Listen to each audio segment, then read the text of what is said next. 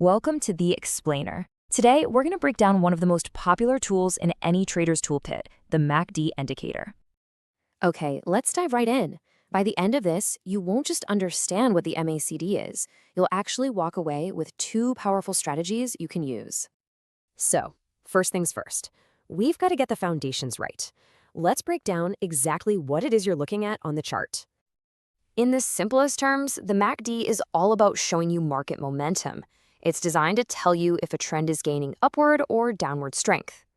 Now, here's what makes it tick. You've got these four key parts, and they all work together to give you this complete picture of market momentum.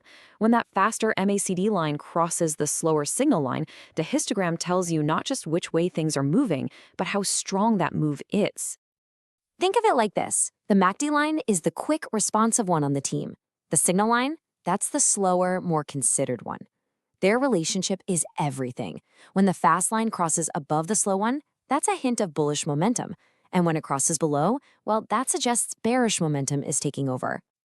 So, you might be thinking, why not just use regular moving averages? Great question. The MACD is built for one reason, to give you an earlier signal. You see, because it's based on the difference between two moving averages, it can spot a change in momentum way before those averages actually cross over on the price chart itself. Okay, let's talk about something really important now, a crucial point that trips up so many new traders. I mean, it seems simple enough, right? Just follow the crossovers and trade. But as you're about to see, there is a major catch.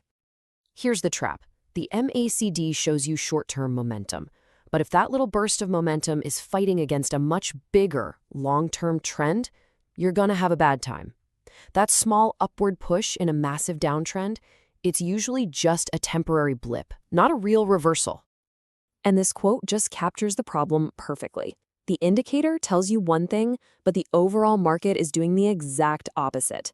This is a classic case of using a tool without any context. So how do we fix this? How do we avoid that trap? Well, the first solution is a simple but really powerful strategy that's perfect if you're just getting started. The key here, the entire secret, is to add context. We're going to use the 100-period exponential moving average to make sure we are only trading with the big long-term trend. So, if the price is above the 100 EMA, we only care about bullish upward MACD crossovers. If it's below, we only look for the bearish ones. We're swimming with the current, not against it. And for your exit, you can keep it really simple. Set a profit target at 1.5 times your stop loss. This creates a clear and, more importantly, a repeatable plan. So, if your stop loss is at a recent low point, your target is just 1.5 times that distance above where you got in. All right, for those of you ready to take it to the next level, here's how you can combine the MACD with price action to get even earlier entries. This method is all about precision. You're using the big picture, the market structure, as your main signal. Then you use the MACD on a lower time frame as your final confirmation. So you find your hunting ground on the big chart, and then you use the MACD to time your entry perfectly. And just look at the difference this makes. By confirming your trade on that lower time frame, you can get into the move significantly earlier. While other traders are still sitting around waiting for that crossover on the 4-hour chart, you're already in the position. That can make a huge difference to your risk-to-reward ratio. So, after going through these two strategies, what are the absolutely essential things you need to remember? So, here's the bottom line. The MACD is an amazing tool, but only when you use it to confirm what the bigger market picture is already telling you.